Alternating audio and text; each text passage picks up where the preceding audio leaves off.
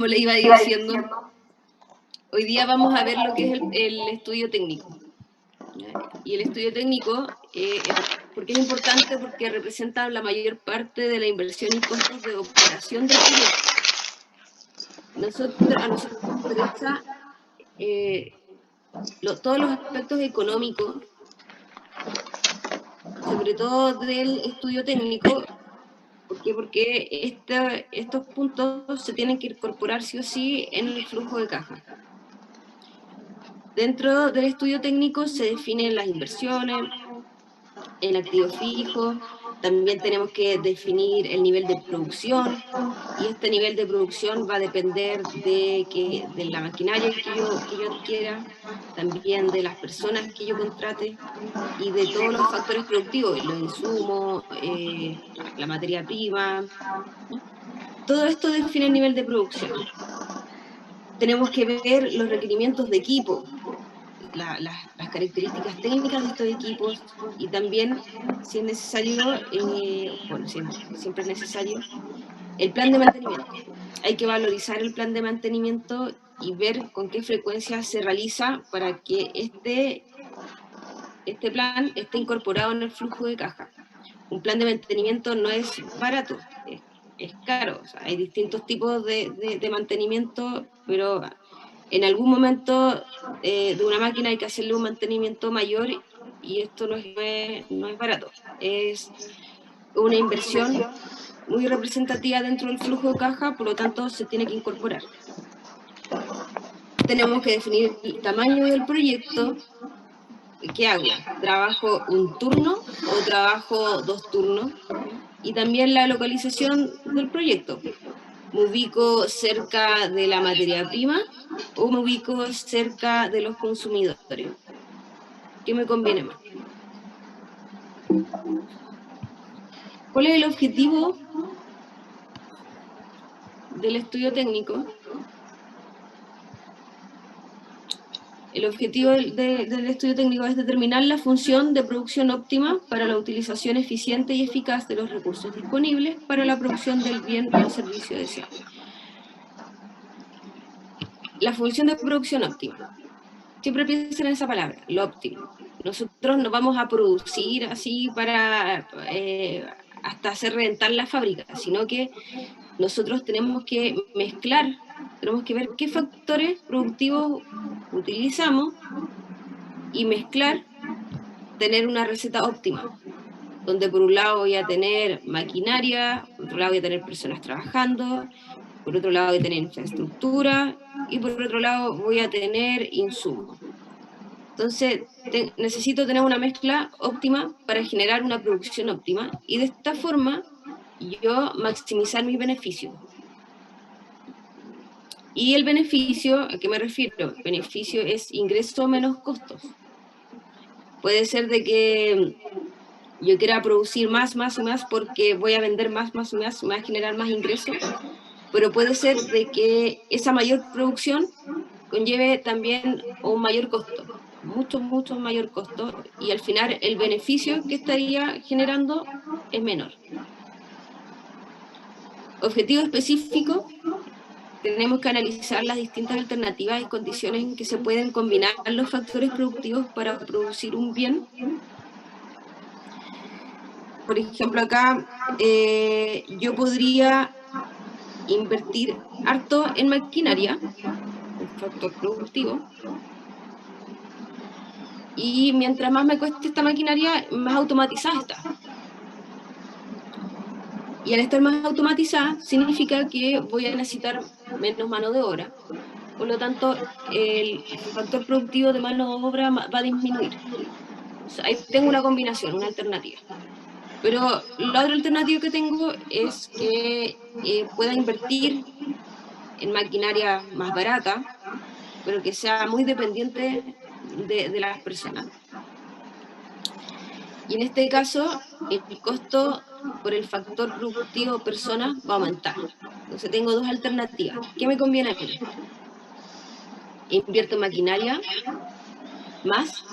¿O prefiero invertir menos en maquinaria y contratar más gente? Están las dos opciones.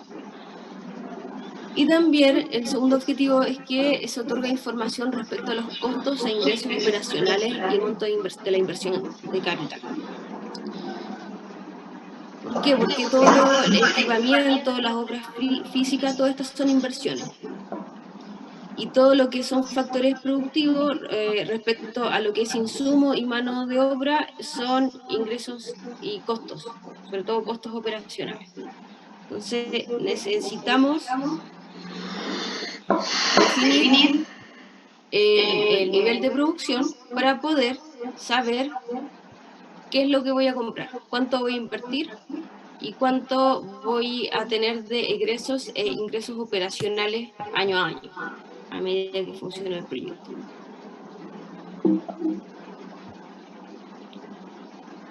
¿Qué factores se analizan en el estudio técnico? Tenemos que seleccionar equipos y maquinaria. También hay que ver cómo estos equipos se distribuyen en una planta y por lo mismo, y a partir de esto se genera un layout. ¿Y qué criterios podemos tener para distribuir equipos? Ser eficientes, queremos que la producción se logre en el menor tiempo posible, o queremos también que los mismos operadores no tengan problemas o no tengan obstáculos para desplazarse dentro de la planta. Necesitamos también definir requerimientos del personal, el espacio donde se va a trabajar, obra física, y también definir insumos, productos y subproductos. Nosotros podemos generar a partir de un producto, se obtiene un subproducto y el cual puede tener un muy alto valor económico y se pueden generar otros proyectos a partir de ese subproducto. Dentro del estudio técnico se ven 3 puntos principales. Uno que es el proceso productivo, que es lo que vamos a ver hoy, y lo que es el tamaño y la localización, que se va a ver la otra semana. Dentro del proceso productivo hay que ver la capacidad de la inversión, obras físicas, materiales e insumos, recursos humanos y tecnología. ¿Y qué es importante hacer con cada uno de estos ítems? Valorizarlo. Tenemos que valorizarlo y después ordenar esta información en calendarios. Hay que generar calendario. Ustedes que son ingenieros, van a ser ingenieros, lo más probable es que les toque hacer este tipo de cosas, evaluar proyectos, valorizar proyectos, y van a tener que hacer cotizaciones y van a tener que ordenar también la información. Esa es pega de ingeniero. ¿Y qué es el proceso productivo? Es la forma en que una serie de insumos se transforman en productos mediante la participación de una determinada tecnología. Y tenemos distintos tipos de procesos productivos y esto los podemos clasificar en 2 puntos. Uno que es según el flujo productivo, donde yo puedo tener el flujo productivo acá, puede ser por serie, por pedido o por proyecto. Y la otra opción es que es según el tipo de producto, que puede ser un bien o un servicio. En el caso de un bien, el bien es algo tangible. Al vender un libro, generar una silla, generar una mesa, venderlo. Y el caso de servicio, bueno, puede ser servicio de salud, servicio de transporte, servicio de educación. Uno presta un servicio. Respecto al flujo productivo, ¿qué significa que sea un proceso en serie? Es en serie cuando el producto que se genera es siempre el mismo. Es bastante sencillo, y como es sencillo y no se vende a una gran cantidad de gente, no tiene grandes modificaciones y por lo tanto lo puedo generar, lo puedo fabricar en gran cantidad, en grandes masas. El diseño es básico y es relativamente estable. y tiene que ser destinado a un gran mercado, porque el objetivo es que yo genere mucho de este producto. Por ejemplo, ¿qué puede ser un producto en serie? La Coca-Cola no cambia, la venden en lata de la Coca-Cola, y las fábricas que fabrican mucha Coca-Cola.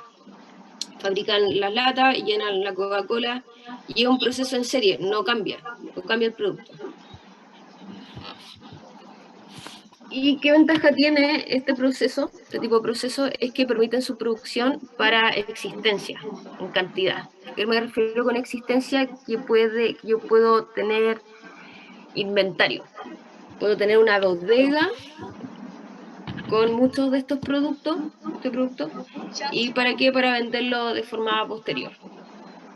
Porque sí o sí se va a vender, no hay ninguna modificación.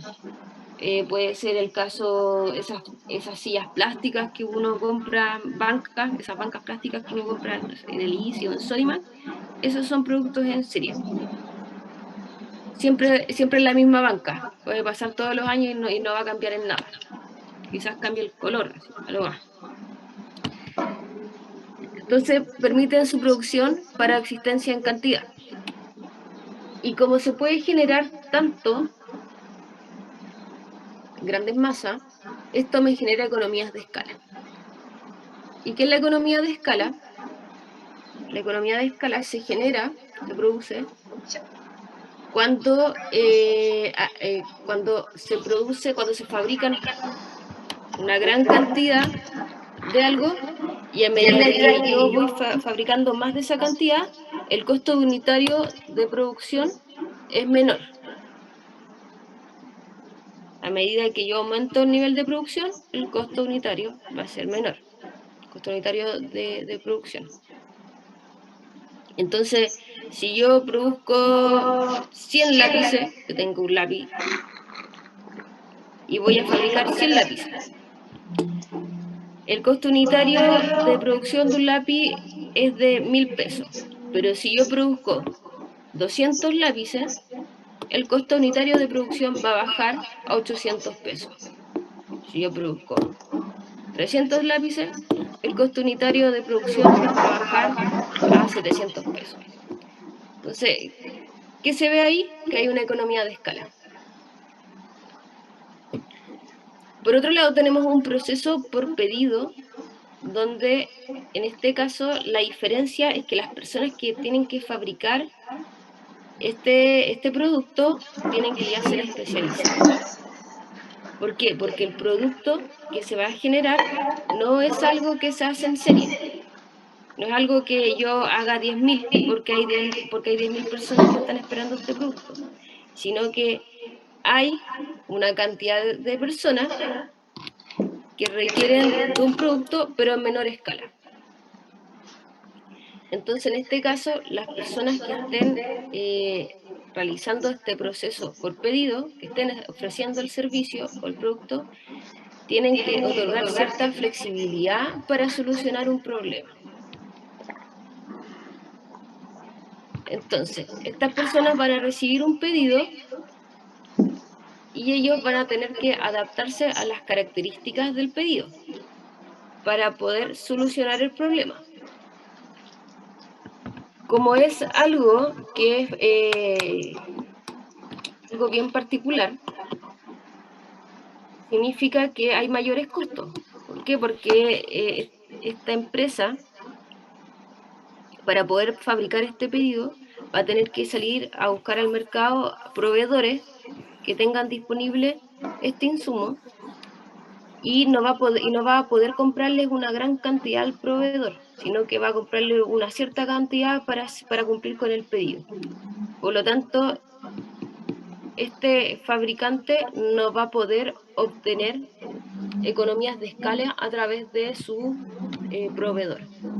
Y esto hace el proyecto más caro. Ahora, ¿qué genera este proceso por pedido? Que exista mayor capacidad de existencia en variedad, es distinto al serie. En el proceso por pedido yo puedo tener inventario, puedo tener una bodega que almacene insumos, solamente insumos. Pero en este caso yo no busco tener una gran cantidad de un insumo en la bodega esperándome, sino que voy a tener hartos tipos de insumos, pero en menor cantidad. Y ejemplo es el caso de los talleres, por ejemplo, un taller de autos, estos que arreglan vehículos, donde los talleres, los especialistas, ahí los mecánicos, el mecánico automotriz, es especialista en arreglar autos y ellos un día pueden recibir un Peugeot y el otro día pueden recibir un Chevrolet, otro día pueden recibir un Ford. Entonces, él, a pesar de que es un mismo vehículo, todos los vehículos son distintos y va a tener que adaptarse a las características del vehículo por pedido. Y por otro lado tenemos el proceso por proyecto, donde aquí lo que se hace es elaborar un producto que es de carácter único. Y puede ser aquí el caso de una vivienda que sea con ciertas características, una persona que tenga un terreno en la playa, quiere hacerse su casa de campo, y en este caso le tiene que pedir a un arquitecto que diseñe esta casa con ciertas características para aprovechar el sol en la mañana, eh, que tenga cierta arquitectura, un cerco verde, cerco, estos cercos con plantas.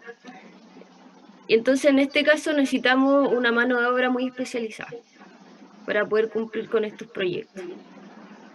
Y por lo mismo la gente, los ingenieros se van especializando, todos, los técnicos se especializan, los ingenieros se especializan, para también apuntar a este tipo de proyectos que son mucho más caros.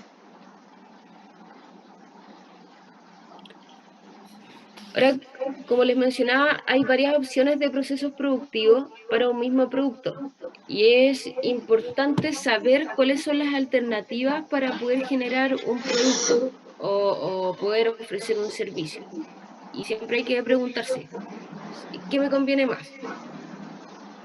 ¿Invertir en algo, en maquinaria, con un grado de automatización muy alto y así me ahorro contratar personas? ¿O prefiero invertir poco en una maquinaria que sea bien manual y sin embargo voy a depender mucho de personas y voy a tener que contratar gente y pagar sueldo? Entonces, por un lado, vemos un sistema con un grado de automatización bien alto, donde la inversión es alta y también me ahorro costos de operación. Y por otro lado tenemos un sistema bien manual donde el grado de automatización es bien bajo, la inversión es muy baja, pero el costo de operación durante toda la vida del proyecto va a ser alto. Y hay que evaluar estas alternativas. ¿Qué me conviene? Opción 1, opción 2, opción 3, opción 4. La alternativa tecnológica que se seleccione afectará directamente la rentabilidad del proyecto. Estamos claros, cuando uno evalúa la rentabilidad del proyecto, se tienen que incorporar la inversión en maquinaria y también los costos operacionales que conlleve el proyecto durante todo el horizonte de evaluación. Y en vez de seleccionar la tecnología más avanzada, deberá elegirse aquella que optimice los resultados. ¿A qué me refiero con optimizar los resultados? Nosotros siempre tenemos que elegir la combinación de los factores productivos que maximicen mi beneficio. Y el maximizar, para yo saber cómo maximizo el beneficio, tengo que hacerlo a través de indicadores económicos. Y el mejor indicador económico es el BAN, que eso se ve directamente en el flujo de caja. Pero hay que pensar siempre en eso, en maximizar los beneficios, no en comprar la tecnología, la última tecnología y que va a ser súper cara y voy a producir más. Puede ser que una tecnología mucho más sencilla produzca lo justo y necesario y maximice mis beneficios. Ahora, el concepto de economías de escala. Como les mencioné delante, a mayor producción, menor va a ser el costo unitario de producción. Mientras más fabrico, acuérdense, voy a fabricar 100 lápices, el costo unitario de producción es 1000 pesos, pero si yo fabrico 200 lápices, el costo unitario de producción va a ser 800 pesos. Entonces, aquí yo veo que se generan economías de escala. Y es importante determinar dentro de un proyecto si el producto o el servicio que estoy ofreciendo me genera economías de escala. Y para eso tengo que comparar 3 variables. ¿Qué variables comparo? Tengo que comparar el costo operacional de mi proyecto versus la capacidad de producción. Y también el costo operacional versus el monto de inversión y la capacidad de producción versus el monto de inversión. Tenemos que comparar estos 3 conceptos. ¿Y a qué me refiero con costo operacional? Es la materia prima y todos los materiales, la utilización de mano de obra, mantenimiento y otros, energía, combustible, agua, todos los insumos que se utilizan para poder producir, para poder fabricar un producto. Y vamos cómo se comparan. Bueno, aquí tenemos una curva que evidencia la existencia de economía de escala. Entonces, ¿qué me está diciendo acá? Que se está comparando el costo unitario de operación versus la capacidad. Me dice que a mayor capacidad, el costo unitario de operación es menor. Entonces, si yo estoy a una capacidad de C1, el costo unitario va a ser P1, pero si yo aumento mi capacidad, va a disminuir este costo unitario de operación. Entonces, si ustedes detectan que existe una relación, esta relación, que tenga el mismo comportamiento que esta curva, significa que se está en presencia de economías de escala. Esa es una ventaja. El otro punto de comparación es que aquí se compara el costo de equipo por unidad de capacidad por la capacidad. Entonces, ¿qué me está indicando esto? Que si yo tengo una capacidad de producción C1, el costo del equipo por unidad de capacidad va a ser Q1.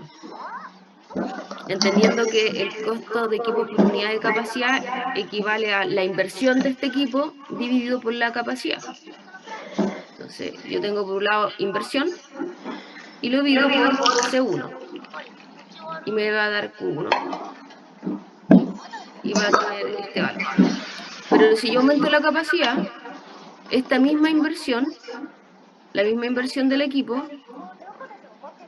la voy a repartir en una mayor capacidad. Por lo tanto, el costo de equipo por unidad de capacidad va a disminuir. Entonces, si aumento la capacidad de producción, el costo de equipo por unidad de capacidad disminuye. Entonces, aquí también se refleja la economía de escala. Y el tercer punto es cuando nosotros comparamos la inversión total de nuestro proyecto versus la capacidad de planta. ¿Y qué nos dice esta curva? Bueno, que es obvio que si yo aumento la capacidad de la planta, tiene que aumentar la inversión, porque voy a necesitar más máquinas. O voy a necesitar más personas trabajando ahí y más insumos.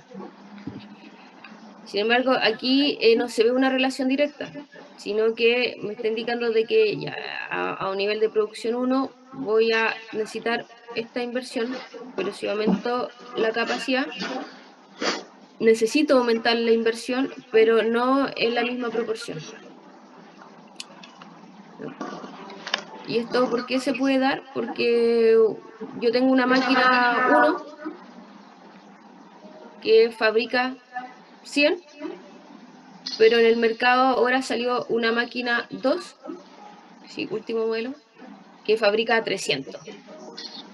Entonces, en este caso, la inversión, claro, va a aumentar, pero voy a poder fabricar más. Y esto me genera economías de escala. ¿Para qué son las inversiones en equipamiento? Estas son todas las inversiones que permiten la operación normal de la planta de la empresa creada por el proyecto, maquinaria, herramienta, vehículos, mobiliario y equipos en general. ¿Y por qué es importante definir todo este equipamiento? Porque tenemos que generar balance. Un balance, ¿qué es esto? Un balance es un calendario, o no un calendario, en realidad es una planilla el cual tiene información ordenada respecto a las maquinarias que se tiene en la empresa, también respecto a la cantidad por tipo maquinaria, el costo unitario, costo total, la vida útil de este equipo y el valor de desechos de estos equipos. Y se generan siempre 3 balances. Necesitamos un balance de inversiones, un balance de reinversiones y un balance de ingresos por venta. El balance de inversiones se refiere a esta información. La inversión la vamos a realizar siempre en el año 0, antes de la puesta en marcha del proyecto, porque necesitamos de estos equipos para poder operar en el proyecto. Sin embargo, yo puedo hacer una reinversión. ¿Por qué reinversión? Porque si yo veo acá, este torno que está acá, tiene un costo unitario de 500 pesos, pero tiene una vida útil de 6 años. Entonces, si este proyecto dura 10 años, vamos a tener que cambiar este torno. Y vamos a tener que venderlo. Y vamos a tener que comprar otro, un torno nuevo. Entonces, necesitamos hacer un balance de reinversiones. Y este balance de reinversiones, entonces, contiene todos los equipos nuevos que llegan a cambiar el antiguo equipo. Y también necesitamos generar un balance por ventas de equipo de reemplazo. Porque este torno, al año 6, se le va a acabar su vida útil, sin embargo, este torno igual dentro del mercado va a seguir variando, no lo podemos llegar y botar a la basura. Entonces, ¿qué hacen las empresas? Los pueden vender. Y al vender un torno, puede generar ingresos. Entonces, es importante valorizar ese ingreso y también indicarlo en el proyecto para que quede incorporado en el flujo de caja, porque al ser un ingreso también va a afectar de manera positiva a nuestro flujo de caja del proyecto. Entonces, ¿qué necesitamos para poder generar esta información y también hacer los calendarios? Necesitamos cotizar y necesitamos especificaciones técnicas. Cuando uno compra un torno, ¿alguien ha comprado un torno? ¿O alguien sabe el valor, el precio de un torno? Como 1 millón y tanto, uno básico. Ya, pero en la industria 35 millones, 50 millones un torno. Ah, pero es que la universidad lo compraba así, había comprado por cantidad y había comprado como 6 y eran todos cerca de 1 millón, 2 millones y eran chinos. Chinos. No, pero uno bueno sale como 5 millones, eso de 8 metros. Ya, el Jorge dice 8 metros. Ya vamos a ver ahí, vamos a buscar en internet. Pero generalmente cuando uno compra un torno o un equipamiento, una máquina, hay que cotizar harto en el mercado. Hay que salir, hay que buscar afuera, en China, como dijeron acá, o también buscar qué es lo que existe en el país. Y hay que generar cotizaciones porque cualquier gerente de finanzas va a preguntar, bueno, ¿y qué es lo que ofrece el mercado? ¿Cuántas cotizaciones hay? ¿Hay 3, hay 4 o hay una? Entonces, de esta forma, uno puede elegir la mejor alternativa. con las cotizaciones. Y también importante las especificaciones técnicas, porque un equipo puede ser muy barato, 1 millón, pero te sirve para ciertas cosas no. Te limitas mucho. Lo otro, que hay que separar maquinarias con características distintas. ¿Por qué? Porque también estas máquinas tienen vidas útiles distintas. Y es muy importante el concepto de vida útil. El costo, hay que incorporar también el costo de adquisición, más el instalado. Si ustedes compran, no sé, si ustedes importan algo, hay que considerar estos costos de importación, costos de transporte. Y la vida útil. ¿Qué es la vida útil? Es la máxima utilización de la máquina.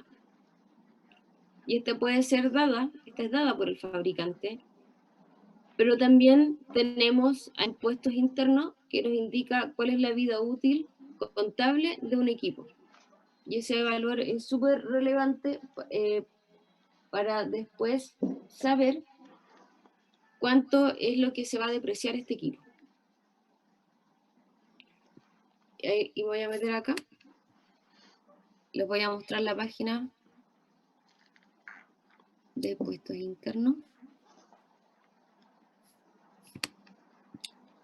Aquí, impuestos internos, les muestra la vida útil de un equipo.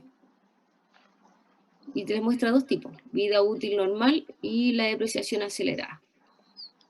¿Y por qué tenemos esta vida útil? ¿Por qué impuestos internos hace esto? No, porque nosotros cuando realicemos el flujo de caja, tenemos que incorporar los gastos no desembolsables. Y uno de los gastos no desembolsables es la depreciación de los activos tangibles. Y esta depreciación necesita saber cuál es la vida útil de un equipo. O sea, por ejemplo, la vida útil de acá, hornos, microondas, refrigeradores, conservadoras, 9 años. Eso es la vida útil. Entonces, impuestos internos dice, ya usted va a comprar este horno que le va a costar 10 millones o 9 millones, le va a costar este horno. Y este horno se va a depreciar por 9 años. Entonces, si vale 9 millones, cada año se va a ir depreciando 1 millón. 1 millón de pesos. Entonces, cuando llegue al año 9, este horno va a valer 0 ante impuestos internos.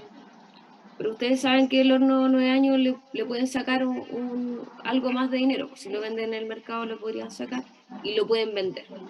Profe, o sea, es como dividir la cantidad de plata que se invirtió en el producto, dividir la cantidad de años que tiene en este caso impuesto interno. Sí, así es. Y de esta forma ustedes saben cuánto se va a depreciar un equipo, una máquina. Profe, pero yo cuando venda esa máquina y se acabó su vida útil, digamos, ¿eso igual tengo que pagar IVA o todas esas cosas o eso nada que ver? Va a tener que pagar impuestos, claro. Y lo vamos a calcular eso hoy día. Profe, y en el caso, por ejemplo, del típico caso de las camionetas mineras, porque después las venden como cada 3 años, y si supuestamente que dice que las camionetas Jeep son una vida útil normal de 7 años. Sí, aquí está. Automóvil, 7 años. Y la depreciación acelerada es de 2. Sí. Entonces, ¿por qué las venden tan luego? ¿Por eso? Las mineras, yo creo que también va por un tema de seguridad.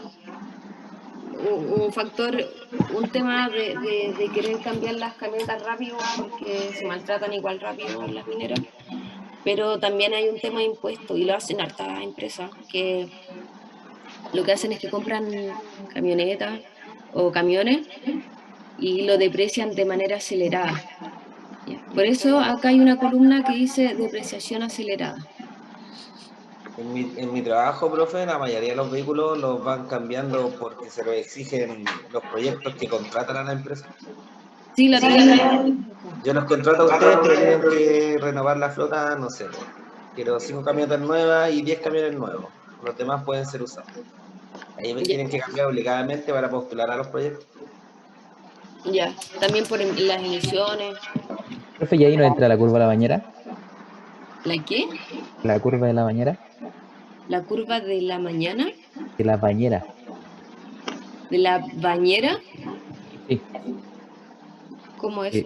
Que dice que supuestamente a cierta cantidad de años el producto, en este caso la camioneta, empieza a tener más fallas de lo normal.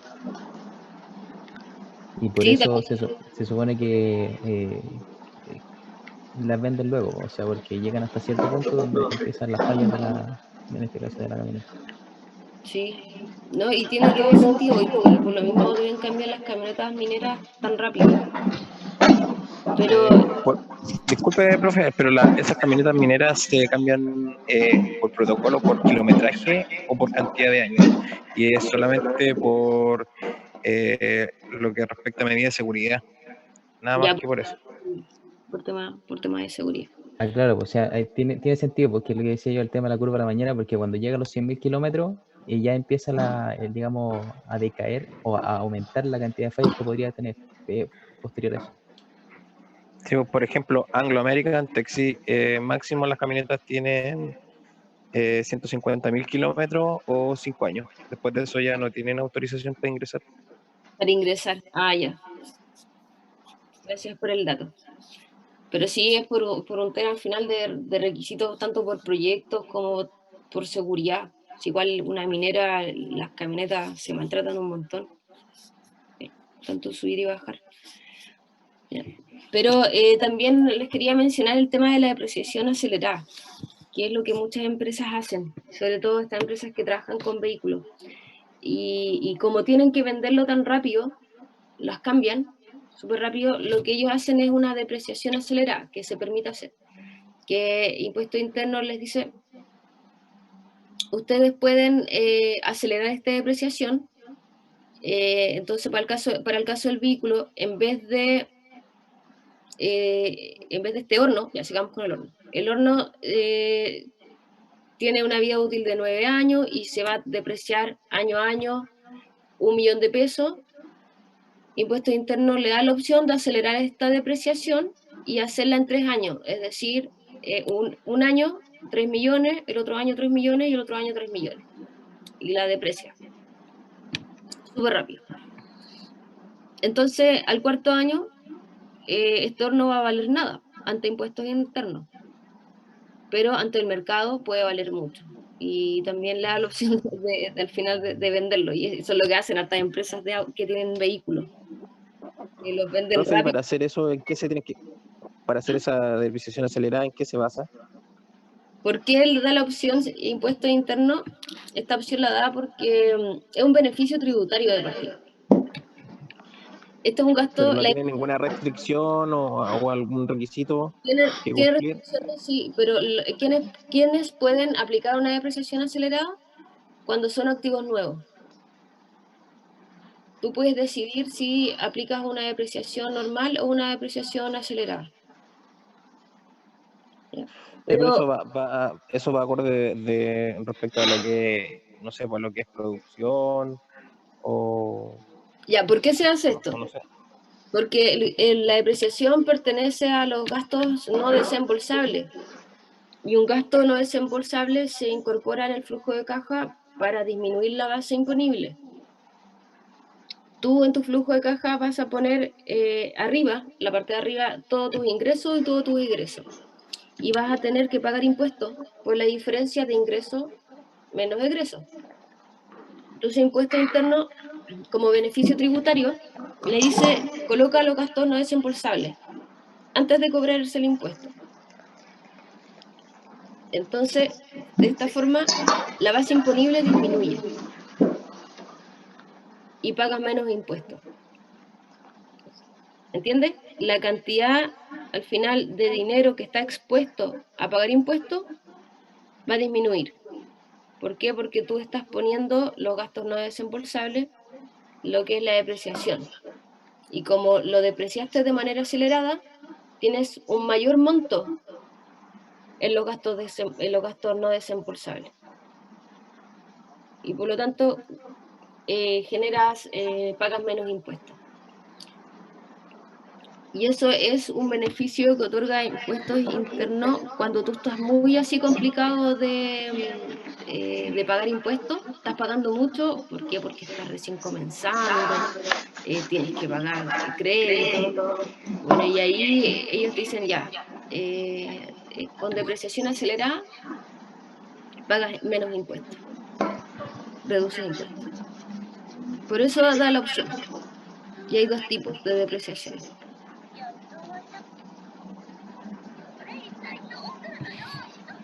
Pero eso entonces, profe, lo podrían hacer cualquier empresa, o sea, ya sea si es nueva o vieja, siempre lo puede hacer, Lo puede hacer. acogerse, digamos, a esta depreciación acelerada para pagar menos impuestos.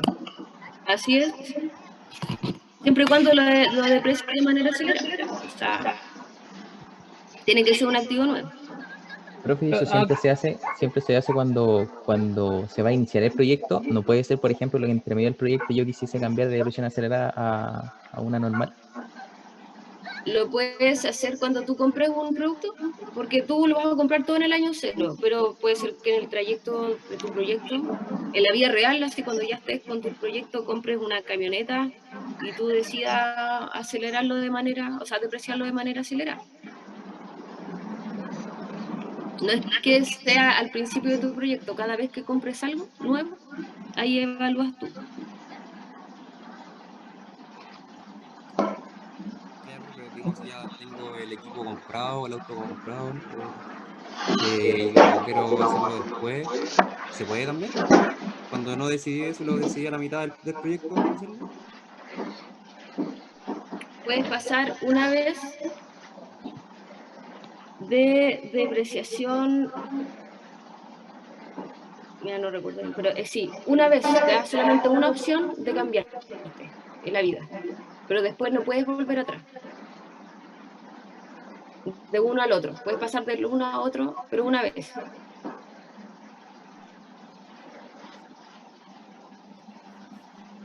Entonces ahí, profe, igual convendría estar comprando, digamos, o sea, si yo estoy pagando mucho impuesto, comprar y comprar, digamos, activos para disminuir esos impuestos, ¿o no?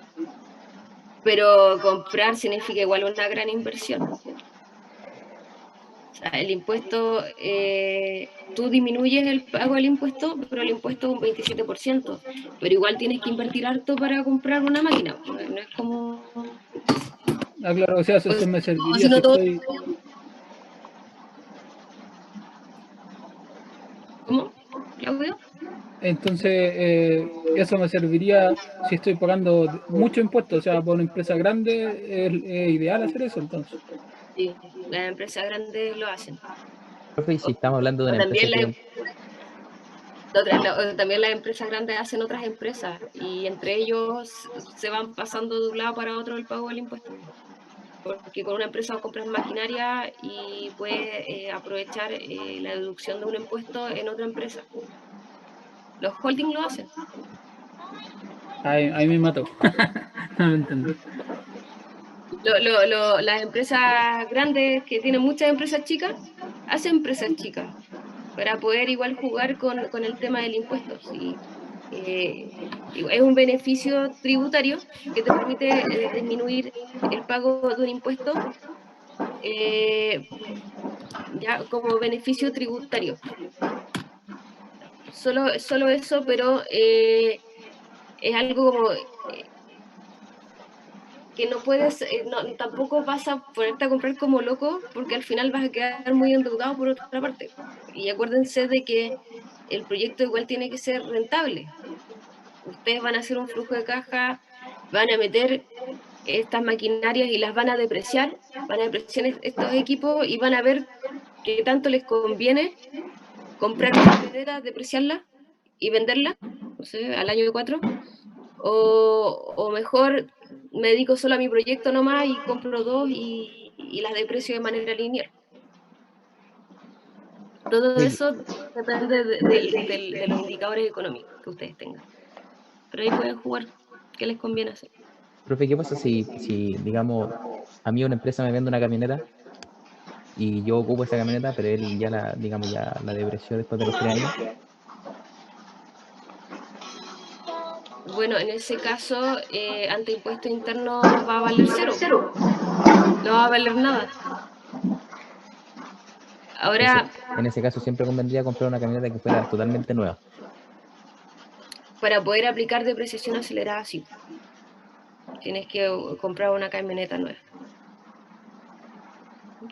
Y si tú compras esa camioneta a 4 millones y ante impuesto interno vale 2 millones, la persona que te esté vendiendo esa camioneta va a tener que pagar impuestos, porque está generando ingresos a partir de un bien que ya no vale nada. Y se los van a descontar en su empresa.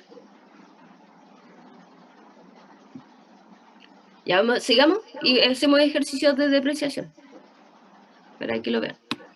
Claro. Ya, entonces es importante la vida útil contable, porque a partir de esta vida útil voy a poder saber el periodo de depreciación y también el valor de depreciación de esta máquina.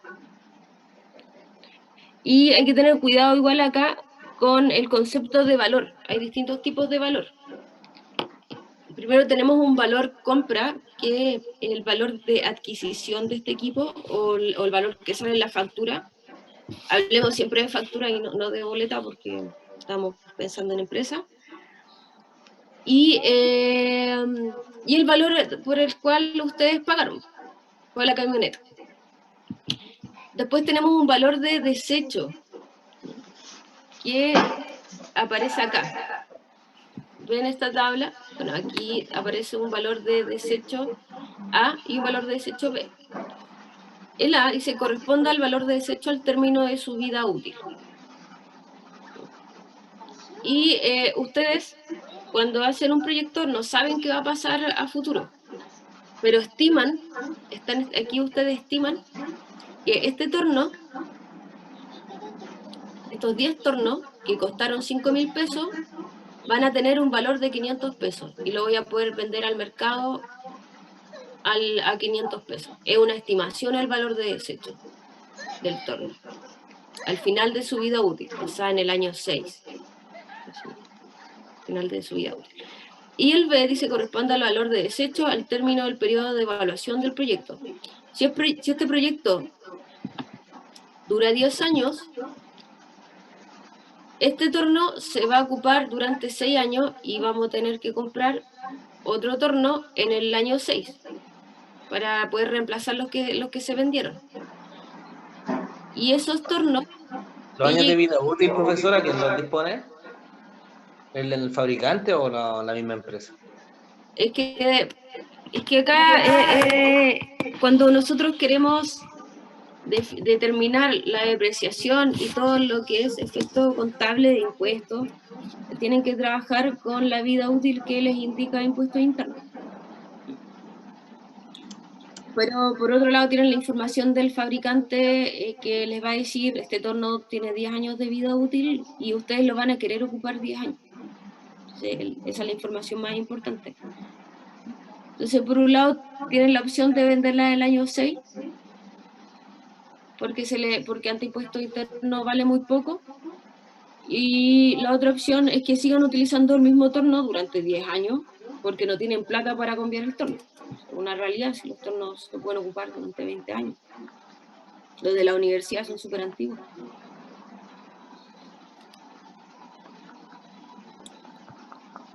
Entonces tenemos el B, el valor de desecho B, que corresponde al valor del torno, pero al final del proyecto, en el año 10. Entonces, como le estaba mencionando, este torno, estos 10 tornos se compraron en el año 0, se utilizaron por 6 años y se vendieron. Se vendieron en el año 6. Y tuvieron que comprarse otros 10 tornos más en el año 6 y se ocuparon por 4 años. ¿Por qué? Porque el proyecto dura 10 años.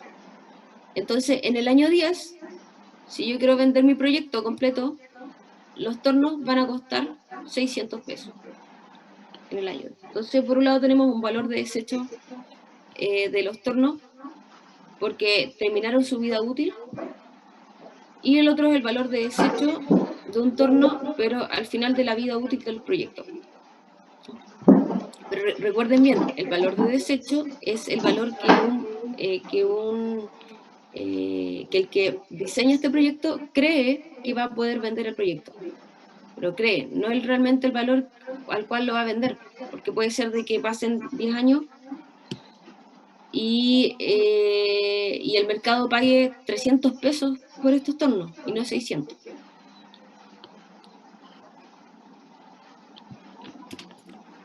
Pero, profe, ¿puede el valor de desecho ser mayor al costo unitario nuevo, digamos? Es que este valor de desecho considera los 10 tornos, no el costo unitario. Ya, ok. Los 5.000 estos se gastaron.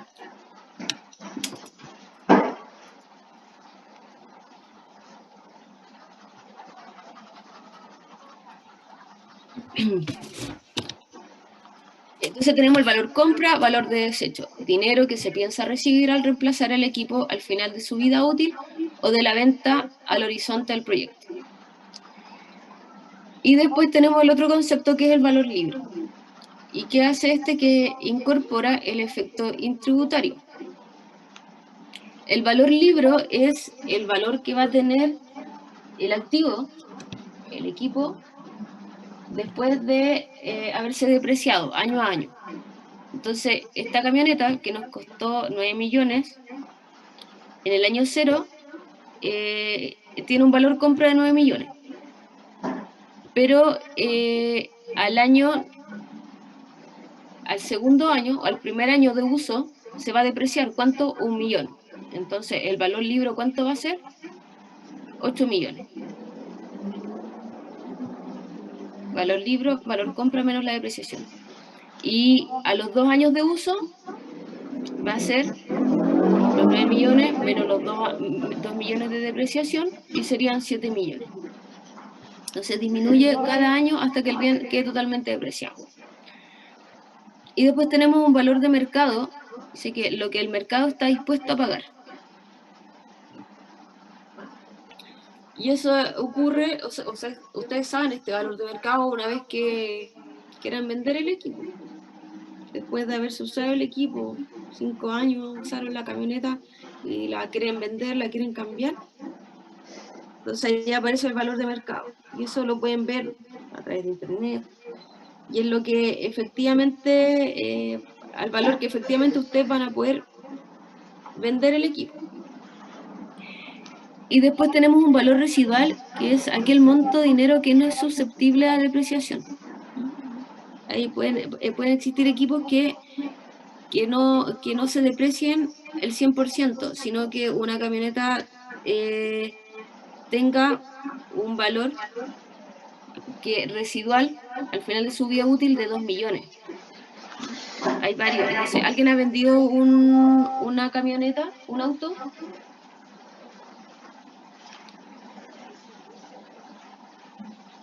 ¿Alguien no? ¿Comprado, vendido un auto? ¿Quién compró un auto usado? Bueno, yo compré un auto usado. Y cuando fui al registro civil, ahí parecía en el documento el valor residual, el valor que del auto que yo compré, que no es susceptible de depreciación. Si, por más que se ocupe el auto, este valor mínimo que queda no se va a depreciar ya. Y eso depende del tipo de equipo. Entonces, vamos a hacer un ejercicio acá. Por lo general nunca coincide con el precio que le venden el auto usado. No. Eso Pero- que usted está hablando del avalúo fiscal del vehículo. Así es, el avalúo fiscal de la Claro máquina. que claro. Bajo ese valor no se podría vender. No, si tú lo puedes vender. Tú puedes venderlo al valor. Tú lo puedes O sea, regalar. pero lo que va a pagar usted va a ser por el mismo que aparece ahí. O puedes pagar más. Si tú, la camioneta, ¿Qué? pongamos un ejemplo. La camioneta, al final de su vida útil, vale 2 millones. Yo compré una camioneta La camioneta tiene una vida útil de 7 años, la ocupé por 7 años, y el valor residual que quedó, que es el valor que no es susceptible a depreciación, es de 2 millones. ¿Ya? O sea, si yo la ocupo esta camioneta por 10 años más, el valor de la camioneta va a seguir siendo 2 millones. Porque antes impuesto interno le va a decir, ese es el valor mínimo que tiene.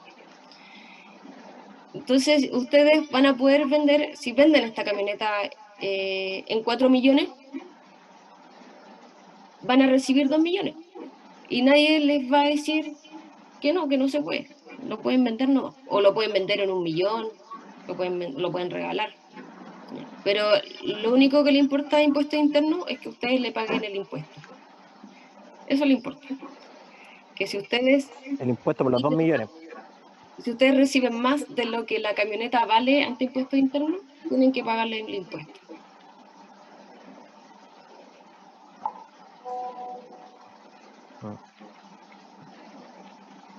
Ya vamos a hacer este ejercicio.